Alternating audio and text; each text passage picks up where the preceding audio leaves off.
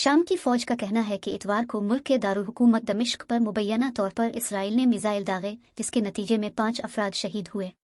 शामी हुक्काम के मुताबिक इस हमले के दौरान शहर के वस्ती इलाके में 4 शहरी और 1 फौजी एहलकार शहीद हुआ। वाज़ेह रहे कि दमिश्क के वस्त में वाक़ कुफर सौसे नामी ये इलाका गुंजान आबाद है, जहाँ एक वसी सिक्योरिटी कम्प्लेक्स भी वाक़ है।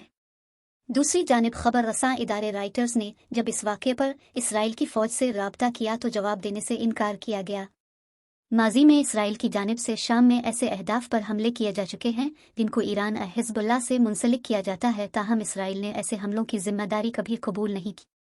इतवार को होने वाला ताज़ा तरीन हमला एक ऐसे वक्त में किया गया जब शाम के शुमाल मगरबी इलाके में 12 दिन कबल आने वाले ज़लज़ले के बाद इमदादी सरगर्मियाँ जारी हैं।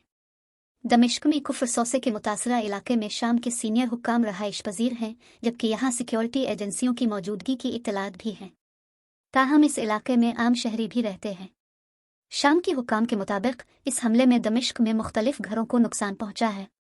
शाम की वजारत दिफा का कहना है कि यह हमला रॉकेट के जरिए किया गया जो गोलान की पहाड़ियों से दागे गए थे।